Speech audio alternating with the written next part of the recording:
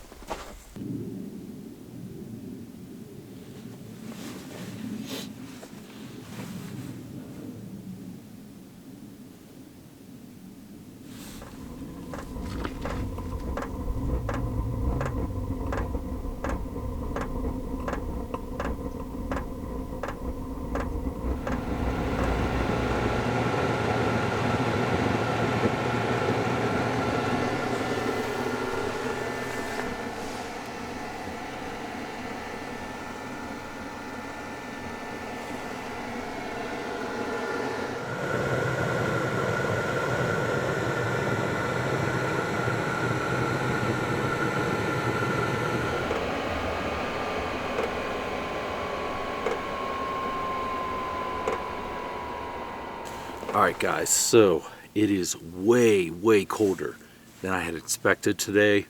I think right now it's actually 0 degrees. That's Fahrenheit.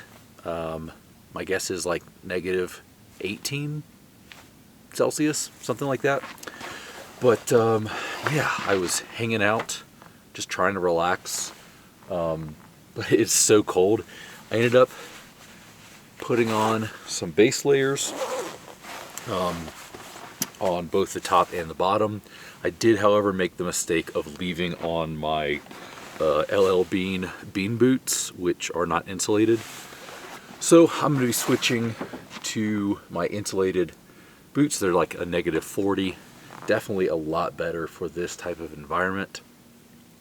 It is not that late right now, but it is getting dark. I'm not necessarily starving right now, but I am going to go ahead and get started on dinner just because it's getting kind of dark and it's getting to the point where I am a little bit hungry, and by the time I'm done cooking this, I'll be pretty hungry. So with this,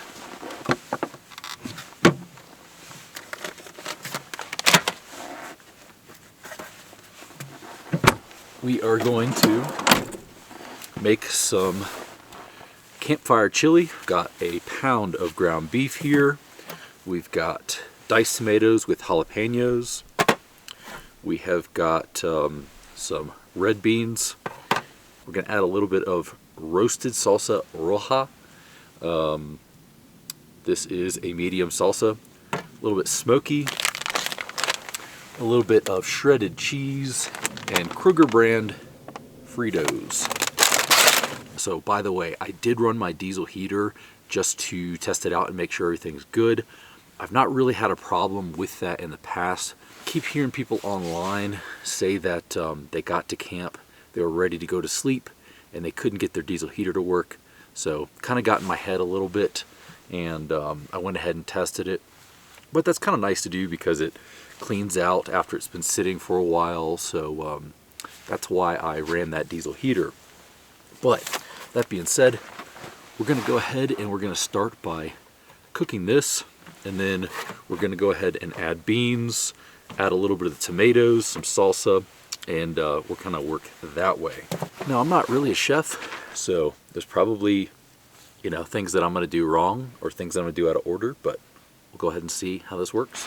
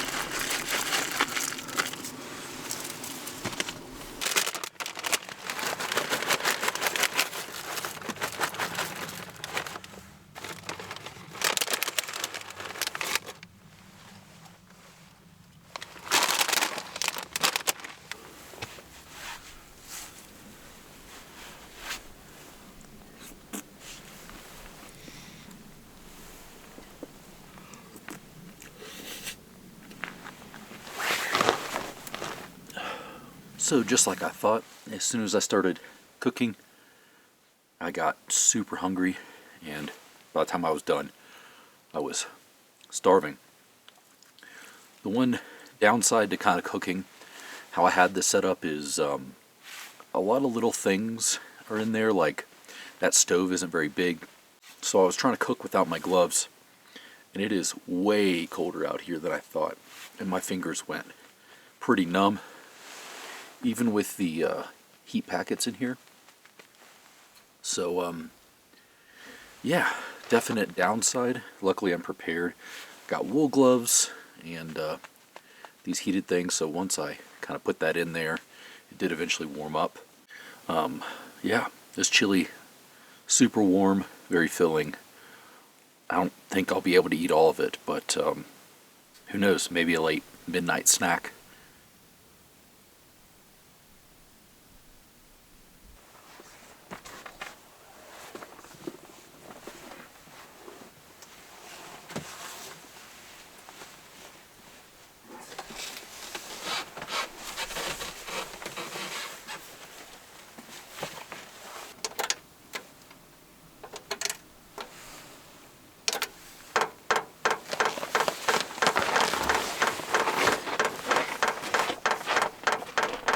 Alright guys, so we are up in the tent. Obviously, it is way too cold out there to do anything. My fingers kept going from numb back to heated, and there's a lot of pain in my hands. I kept these wool gloves on, and it's about -8 degrees outside. I did have a little bit of service, so I checked the weather app, and it says that it feels like -20 outside, which I would definitely agree. It feels very, very cold out there. So, you know, could have kept better gloves on. I could have put more layers on, but honestly, I'm pretty beat from today anyway. So I'm just gonna let the diesel heater run. I've got a new light up here that I'm trying out. I think it's All Top or something. I'll drop a link below, but it is really cool. Just let's see if you can see it here up there. It straps onto this right here, and I think it was like 30 bucks or something, but it's universal, and I really like it. So I am going to go to bed pretty early tonight. I'm going to try to get up at about 6:45 in the morning to do some twilight or golden hour photos in the morning, maybe a little bit of video if the lighting's right. So I might as well just go ahead and go to sleep early. I am trying out this inflatable air mattress today for the first time. This is actually made by iCamper, which is the same company that makes this tent. So it fits perfectly in here, but I haven't actually gotten to try it out yet. As you know, my -30 sleeping bag, I always bring this in the winter. You know, even when I'm running the diesel heater, it's nice as a backup. But while the heater's running, I'm going to just use this Rumple probably, because you know, it gets pretty hot in here with the diesel heater. Now, if you want to cool down, you can just regulate that by opening one of these windows or turning down the heater, but I usually just kind of keep it at like a mid-range, and it's still pretty hot in here. That is a 5 kilowatt. I will be trying out a 2 kilowatt pretty soon. Honestly, I think 2 kilowatts probably fine. On top of that, I'll run this heated blanket, and I'll probably just see you guys in the morning.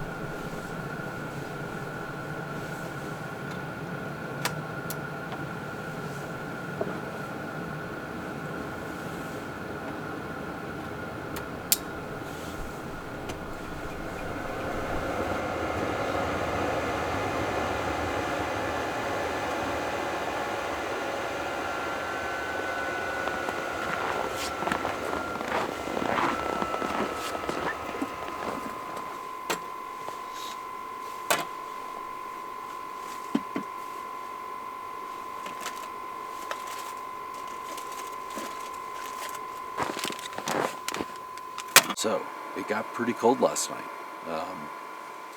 Luckily, it actually has warmed up this morning. Not too much. I mean, maybe 10 degrees Fahrenheit out. If you hear that noise down there, that is the diesel heater shutting itself off. It's going to burn off all of that excess fuel, so sorry if you're going to be hearing that. Alright, it shut off. So when I looked, we were at about half a tank on the fuel. So I will have to tape that back over before I leave because I don't want it spilling. I ran it at a very mild heat setting. It was like just warm enough in there to have just that rumple blanket, although it was still a little chilly at that point. But I was probably at about a quarter of the way up on heat. So I wanted to conserve it, and I think I did a pretty good job. So this morning we're going to make some coffee, and then I'm actually going to reheat some of the leftover chili, which is the really cool thing about camping when it's really cold, is that everything in here is perfectly preserved. All I got to do is reheat it. I left it in my vehicle. I don't know how well that insulated it, but it kept it from completely freezing, I believe. Maybe it's a little frozen, but we'll go ahead and heat that up after we have our coffee. Going again with the Wildland coffee. That is my go-to coffee while I'm out camping, especially in the cold. I don't want to sit there and do all of the steps. Yeah, it's basically coffee in a little tea bag. I heat up the water, pour it in a cup, and just let it steep for, I believe, about 5 minutes or so. I got coffee ready to go while I can do other stuff. It's really nice.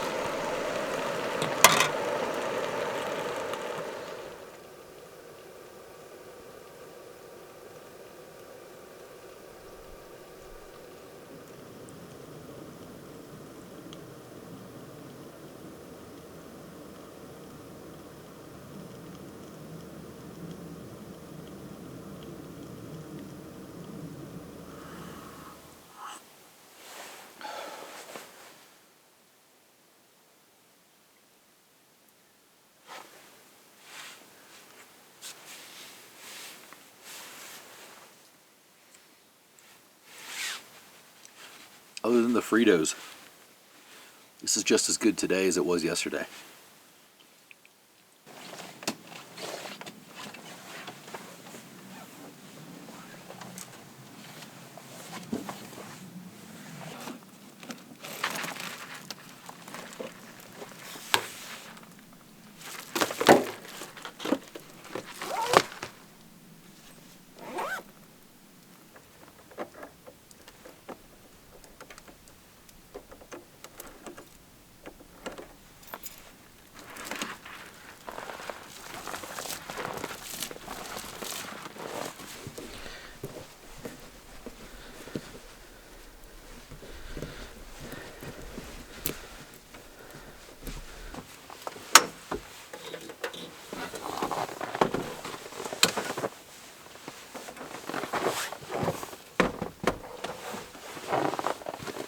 Alright guys, so this is by far the most I've ever tried to close any tent I've ever owned with.